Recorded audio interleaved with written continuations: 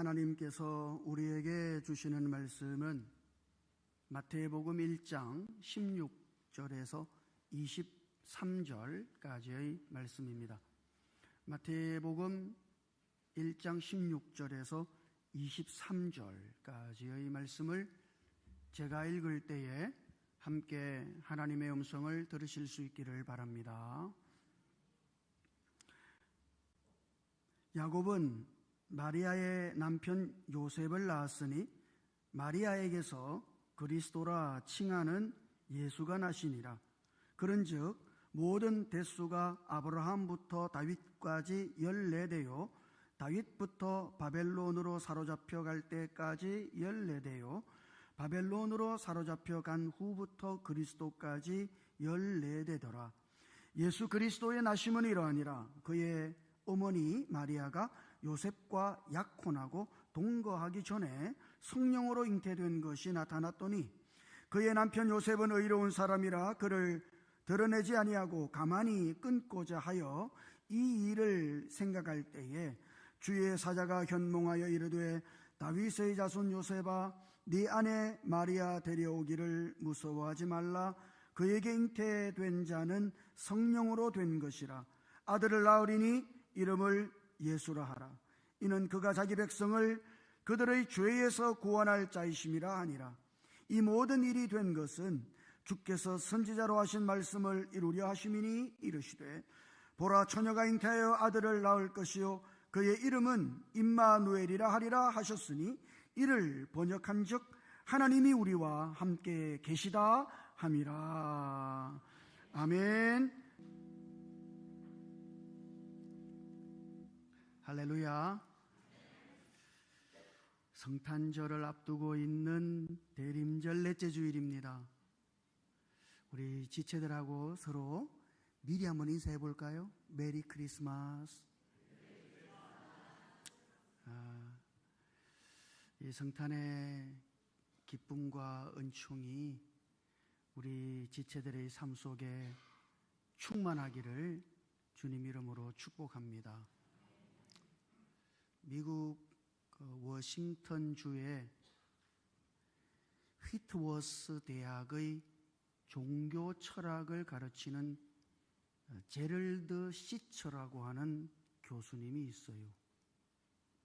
제가 이런 이야기를 한번 드린 적이 있습니다만 저는 이분의 이야기를 읽으면서 위로를 받을 때가 많습니다.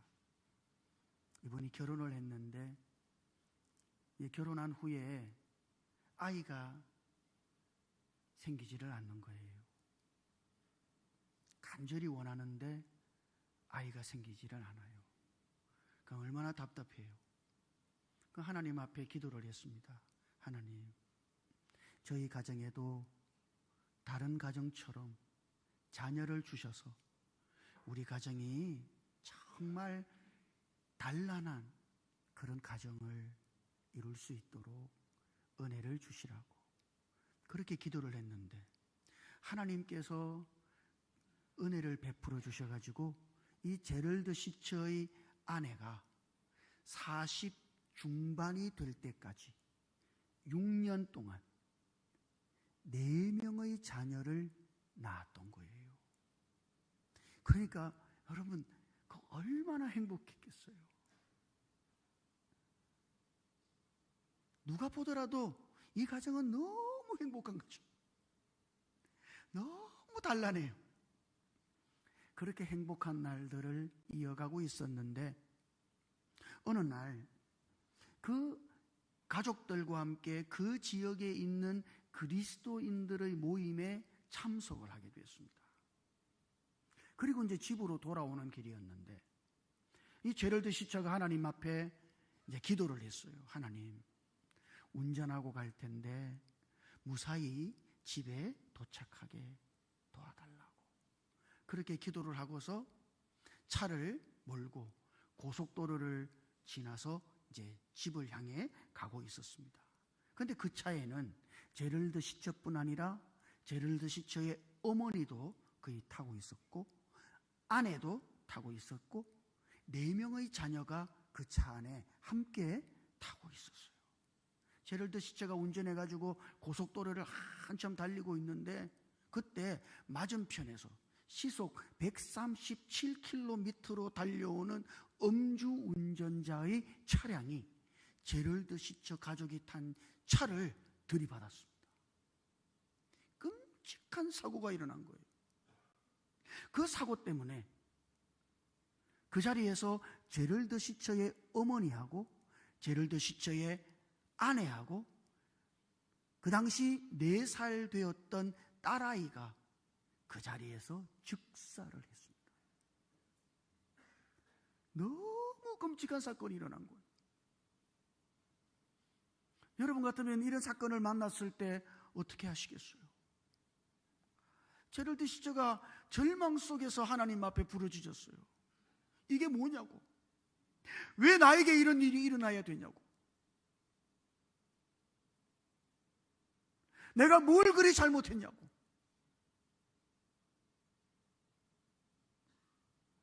내가 아내하고 결혼한 것이 하나님의 뜻이 아니냐고, 데려가실 것 같으면 뭐 하려고 자녀를 주시냐고, 하나님을 향해서 원망 섞인 질문을 쏟아냈어요. 한참을 그렇게 하나님 앞에서 울고 하나님 앞에서 묻고 기도하고 나서 마음이 정리가 되기 시작했습니다. 그래서 하나님의 뜻이라고 하는 책을 이 제럴드 시처가 발간하게 된 거예요. 여러분 어때요? 단란한 가정, 내가 하나님 단란한 가정을 이룰 수 있게 해주십시오. 이거 얼마나 소박한 꿈입니까? 그렇잖아요. 하나님 앞에 뭐 큰 거 구했어요? 뭐 대단한 거 요구했습니까? 그죠? 단란한 가정 되게 해달라고 그랬습니다만 느닷없이 닥친 어떤 그 사건 때문에 풍비박산이 났어요. 여러분 어때요? 인생이라고 하는 것이 그렇잖아요. 우리의 계획대로 되던가요? 우리의 계획대로 풀리지 않아요. 절대로 우리가 예상한 대로 인생이 흘러가지를 않습니다. 인생은 그래요. 상상할 수도 없었던 일들을 우리가 인생을 살아가면서 겪고 만나게 되잖아요. 예기치 않은 사건들이 우리의 인생에 느닷없이 일어나서 우리의 인생을 무너뜨리고 혼돈스럽게 만들기도 하잖아요. 솔직히 말해서 그렇지 않습니까? 그래서 현대인들에게 가장 스트레스를 주는 한 단어가 있다면 그 단어는 변수라는 겁니다. 인생의 변수가 너무 많아요. 그래서 우리가 계획을 완벽하게 세워서 우리의 미래를 통제하고 싶습니다만, 그렇죠?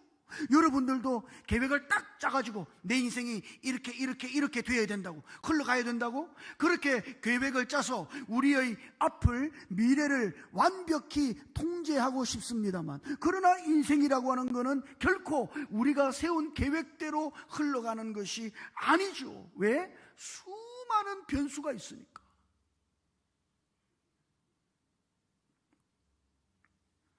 C.S. 루이스라고 하는 분이 헤아려 본 슬픔이라는 책을 썼는데요, 이분이 사랑하는 아내를 먼저 잃어버렸어요.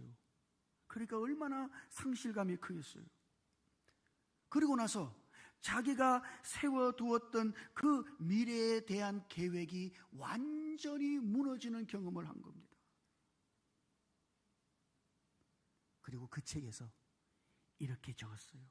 하나님은 때때로 우리가 정성껏 지어놓은 카드로 만든 집을 무너뜨리신다.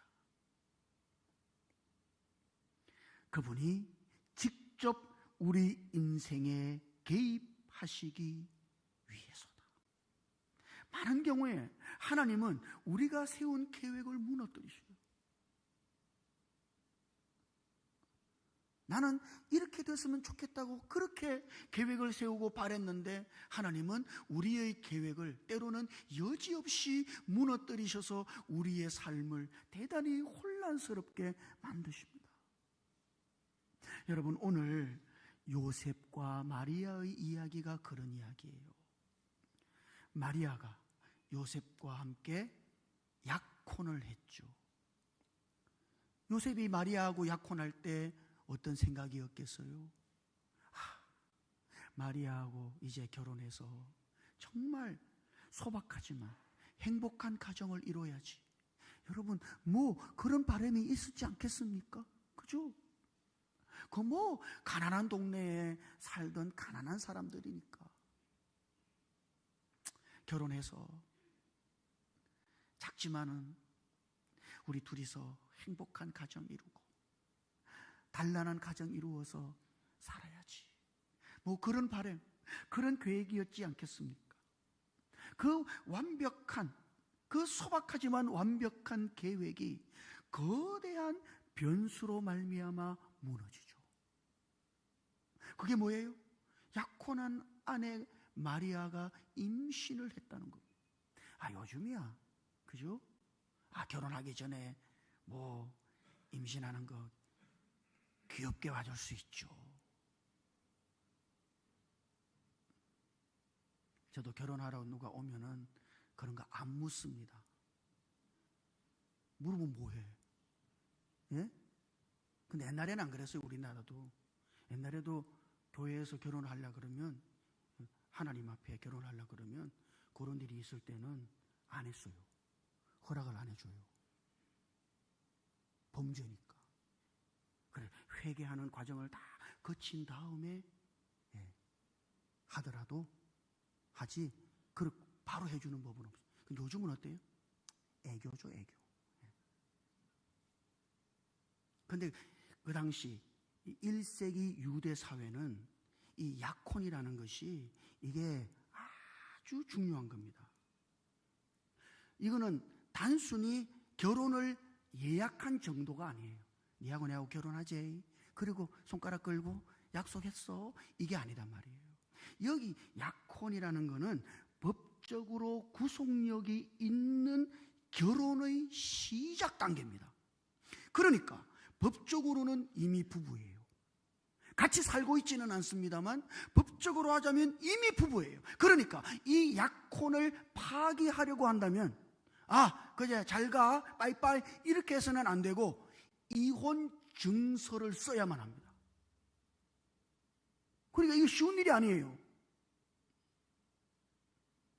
약혼한 사람이, 그 약혼한 대상자 중에 남자가 먼저 죽잖아요. 그러면 약혼한 그 여자는 과부가 되는 거예요. 그러니까 이거는 완전 결혼하고 똑같은 겁니다. 자, 그러니까 마리아에게 아기가 생겼어. 이 소식은 요셉에게 단지 마음 아픈 그런 이야기가 아니에요. 이거는 요셉의 인생을 무너뜨리는 사회적, 법적, 신앙적 위기인 겁니다.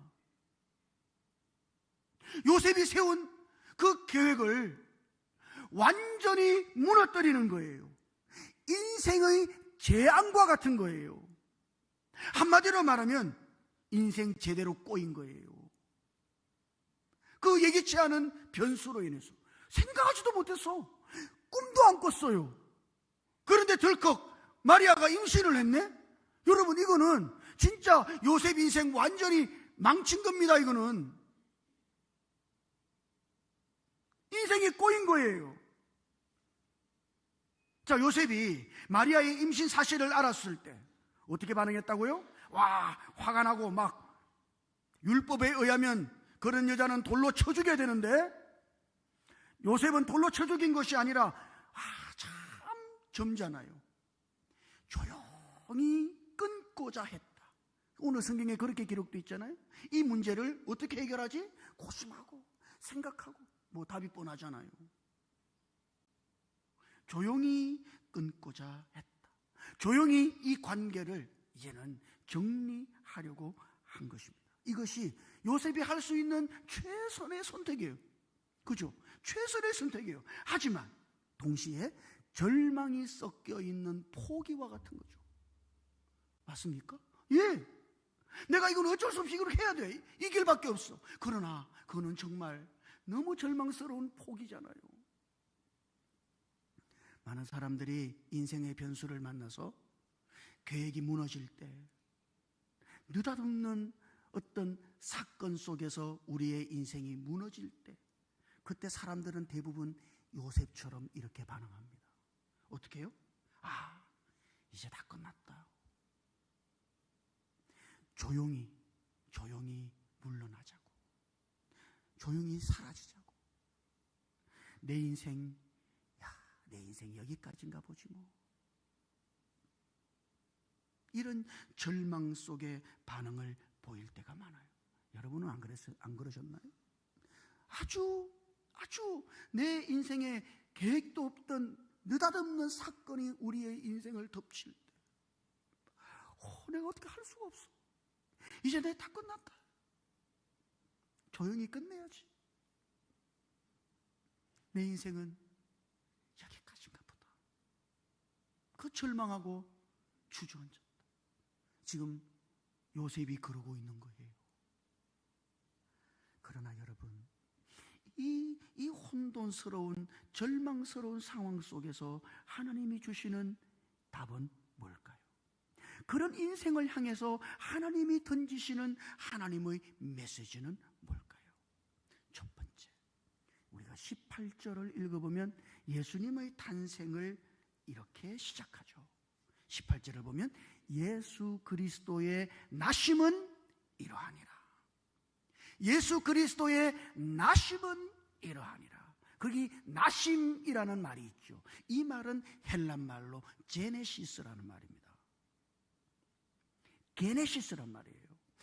이 말은 보통 탄생이라고 번역할 수 있습니다만, 이거는 어떤 단순한 출생을 가리키는 말이 아니에요. 이 말은 이런 뜻입니다.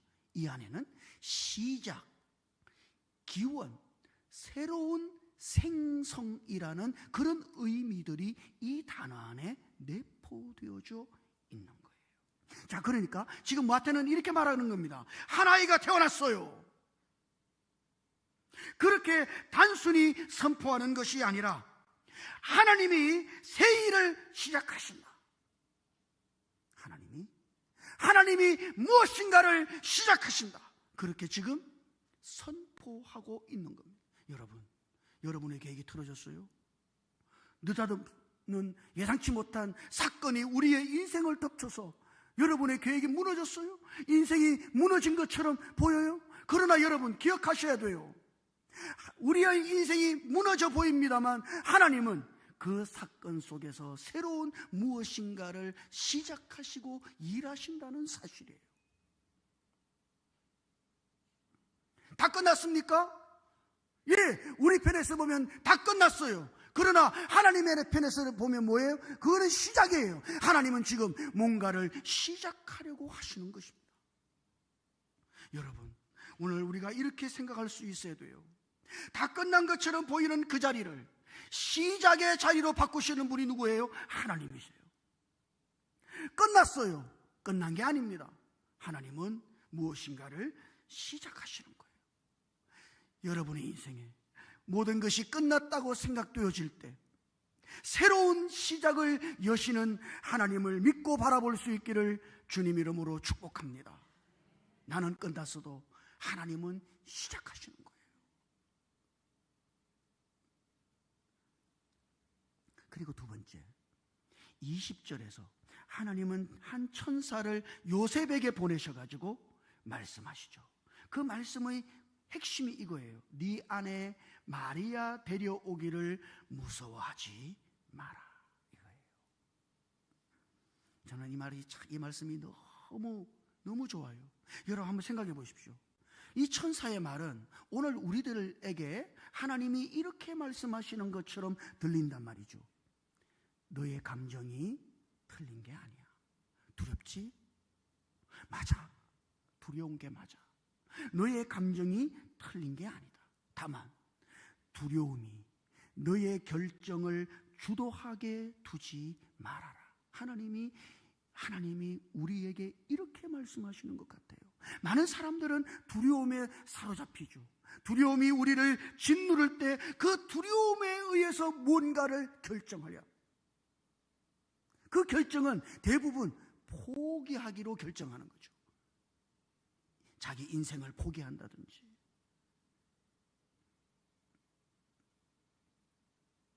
그러나 하나님은 오늘 우리들 모두에게 두려움이 우리의 결정을 주도하도록 내버려 두면 안 된다고. 두려움 속에 그 두려움에 이끌려서 무엇인가를 결정해서는 안 된다고 말씀하십니다. 두려움 때문에 포기해서는 안 된다고 말씀하십니다. 오히려 하나님은 뭐라고 말씀하세요? 마리아를 데려오라. 끊어버리려 했는데, 정리하려 했는데, 하나님은 오히려 야야 두려움 속에 너 두려움에 이끌려서 결정하면 안 돼? 아니, 오히려 너 마리아 데려와라. 하나님이 이렇게 말씀하시는 거예요. 거기 데려온다는 이 말 있죠. 이 말은 헬라어 원문을 읽어보면 이 말 안에는 이런 뜻이 있습니다. 책임지고 품는다는 의미가 있어요. 책임지고 품어요. 현실을 부정하게 하지 않습니다. 하나님은 현실을 부정하고 뭐 괜찮아, 아무 일 없을 거야. 하나님이 그렇게 요셉을 달래고 있는 게 아니에요. 사람들은 그러죠.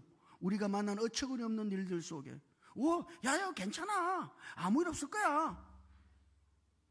그러나 하나님은 그렇게 말씀하지 않아요. 야 괜찮아, 아무 일도 일어나지 않을 거야, 걱정하지 마, 이렇게 말씀하지 않습니다. 하나님은 오히려 데려오라고 말씀하십니다. 그 상황을 품으라고 말씀하십니다. 두려워하지 말고 네가 품고 가라. 그만두려 하지 말고, 포기하지 말고 네가 책임지고 그거를 품어라. 여러분의 가정에 어려움이 있어요. 하나님은 그거를 품고 가라고 말씀하셔요.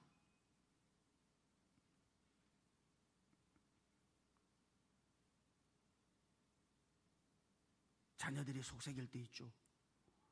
우리 인생에, 남아있는 인생의 가장 큰 변수 중에 하나는 자녀입니다. 그죠?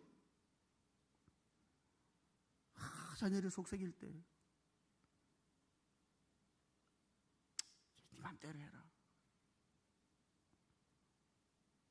포기하는 게 아니라 하나님은 데려가라고, 데려와라고.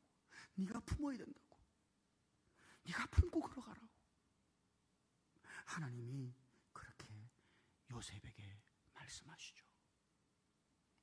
두려움이 여러분의 어떤 결정을 하도록 내버려 두지 마세요. 두려움 속에, 그 두려움에 이끌려서 무엇인가를 결정하지 마세요. 아니, 오히려 하나님은 그 두려움을 넘어서 그 상황을 품으라고 말씀하십니다. 책임지고 떠안고 껴안으라고 말씀하십니다. 그렇게 걸어가라고. 그것이 하나님의 해결책이에요. 그리고 세 번째, 더 놀라운 것은 이 모든 사건이 하나님의 예언의 성취라고 하나님은 말씀하십니다. 거기 22절을 읽어보면, 22절. 자, 22절이요. 한번 같이 읽어볼까요? 시작. 이 모든 일이 된 것은 주께서 선지자로 하신 말씀을 이루려 하심이니 일렀으되. 저는 여기 이 모든 일이 된 것은, 이게 너무 좋아. 예? 이 모든 일, 이 사건은 처음부터 끝까지 하나의 실수나 착오도 없이 하나님의 계획 속에 있는 것이다. 여러분, 이게 얼마나 놀라운 말씀이에요. 요셉의 계획은 무너진 것처럼 보입니다. 그죠? 그러나 아니에요. 요셉의 계획이 무너진 것처럼 보입니다만 그 속에서 하나님은 당신의 선하신 계획을 이루어가고 계신 것입니다. 하나님이 처음부터 끝까지 하나의 착오나 실수도 없이 당신의 뜻을, 우리를 향하신 당신의 계획을 이루어가고 계신 거예요. 그러므로 오늘 우리의 계획이 무너졌을 때, 우리의 인생이 무너진 것 같고 혼란스러울 때, 예기치 않은 일을 만나서 너무 절망스럽고 어려울 때, 여러분 눈을 들어서 한치의 착오도 없이 처음부터 끝까지 모든 일을 완벽하게 당신의 뜻대로, 당신의 계획대로 이루어 가시는 그 하나님의 역사를 볼 수 있기를 주님 이름으로 축복합니다. 내 계획은 무너졌지만 하나님의 계획은 서고 있는 거예요. 하나님은 당신의 계획을 나의 계획의 무너짐을 통해서 이루고 계시는 것입니다. 코리텐 부음이라고 하는 세계 제2차 대전 때 독일 나치 수용소에서 아주 힘겹게 신앙생활하던 분을 아시죠? 코리텐 부음이요. 이 코리텐 부음이 자주 이런 이야기를 했어요. 자수 이야기요. 여러분 여자분들은 자수 같은 거 해보셨죠? 자수 수 놓는 거요. 예? 해보셨습니까? 딱 자수할 때 수를 놓죠. 그런데 자수 그 뒷면을 딱 보세요. 뒷면을 보면요, 실이 얽히고 설켜가지고 엉망진창이 맞습니까? 예, 그 색깔도 말이죠, 너무 섞여가지고 이게 뭐야? 도무지 이게 뭘 하는 건지 알아볼 수가 없잖아요. 그러나 여러분, 자수 뒷면이 아니라 앞면을 딱 보시죠. 그러면 그 앞면에는 대단히 아름다운 꽃이 수놓아져 있는 것을 보게 될 겁니다. 그게 똑같은 거예요. 자수의 앞 뒷면과 같은 거예요. 뒷면을 보면 어때요? 와우, 이거는 엉망진창이에요. 꼬여도 너무 꼬였어. 얽혀도 너무 얽혔어요. 망가져도 너무 망가졌어. 형체를 알아볼 수가 없어요. 아, 이게 뭐야? 그럽니다만 그 앞면은 어때요? 그 앞면은 정말 아름다운 수가 놓여지고 있는 거죠. 하나님의 역사가 마찬가지입니다. 여러분, 우리의 인생의 한 면을 보면 우리의 인생은 망가진 것 같고 무너진 것 같죠. 그러나 여러분, 앞면을 보면 거기 하나님은 그 우리의 인생의 실패를 통해서 더 아름다운 하나님의 역사를 이루어가고 계신 것을 볼 수 있는 거예요. 하나님이 선하신 계획을 이루어가고 계신다. 내 계획은 무너져도, 내 뜻대로 안 돼도 하나님 당신은 내 인생 속에 당신의 선하신 계획을 이루어가고 계십니다. 이렇게 믿을 수 있기를 주님 이름으로 축복합니다. 그리고 마지막, 하나님이 주시는 결정적인 해답, 그것은 23절에 있어요. 23절 한번 같이 읽어볼까요?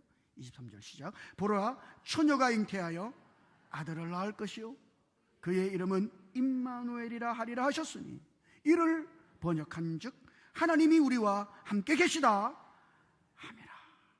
여러분, 너무 놀랍죠? 지금 이게 요셉에게 주시는 메시지예요. 한번 생각해 보시죠. 그의 계획이 무너졌어요. 삶이 너무 이제 혼란스러워요. 너무 불안하고 너무 절망스러워요. 그때 하나님이 주시는 최종 해답이 뭐예요? 야, 내가 너와 함께해? 이거단 말이에요. 임마누엘, 하나님이 우리와 함께 하시다. 하나님은 여러분, 우리의 문제 자체를 없애실 것이라고 약속하지 않습니다. 한번 잘 생각해봐요. 요셉은 뭘 기대했을까요? 하나님, 우리 문제를 좀 해결해 주십시오. 마리아의 배가 점점 불러오는데 하나님, 이 배를 쑥 꺼지게 해 주십시오. 이건 안 되는 거 아니에요?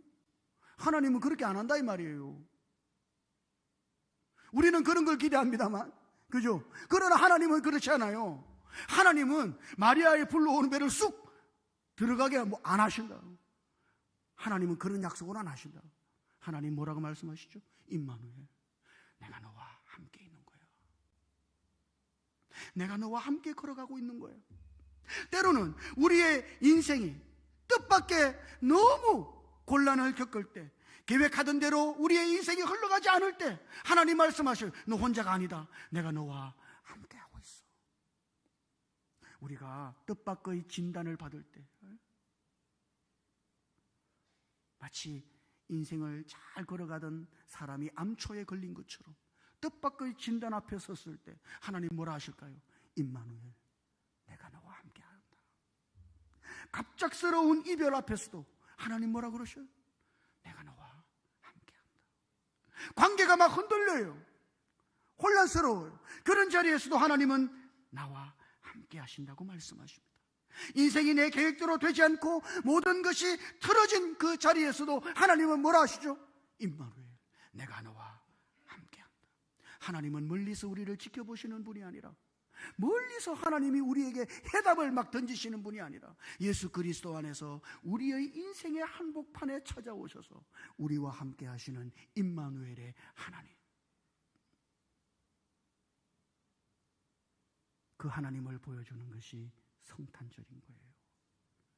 사랑하는 성도 여러분, 인생이라고 하는 것은 여러분의 예상대로 흘러가지 않습니다. 꿈도 꾸지 마셔요. 절대로 그런 일은 없어요. 숱한 변수가 우리의 인생을 무너뜨려요. 우리를 좌절시켜요. 우리의 계획이 이루어지지 못하도록 막아요. 그러나 그 속에서 하나님이 새로운 시작을 하고 계심을 볼 수 있고 믿을 수 있기를 주님 이름으로 축복합니다. 그 두려움 속에서 포기하지 말고 하나님이 주신 것을 품고, 하나님이 여전히 내 인생에 간섭하셔서 개입하셔서 하나님의 계획을, 하나님의 선하신 뜻을 이루어가고 계심을 믿고 임마누엘 하시는 그 하나님과 함께 다시 일어서서 전진해 가시기를 주님 이름으로 축복합니다. 기도하십시다. 주님, 임마누엘이신 하나님, 계획대로 되지 않는 인생 앞에서, 그 인생의 절망 앞에서 두려워하는 우리를, 하나님 우리를 붙잡아 주시옵소서. 다 설명할 수는 없어도 하나님을 신뢰할 수 있도록 우리를 붙잡아 주시고, 우리의 무너짐이 새로운 시작이 되도록 역사하시는 하나님, 놀라운 계획을 우리의 인생 속에 여전히 성취하고 계신 그 하나님, 우리와 함께 하시는 임마누엘 하나님을 바라보며 우리가 다시 일어서고 그 하나님과 함께 전진해 갈 수 있도록 은혜 베풀어 주시옵소서. 예수님 이름으로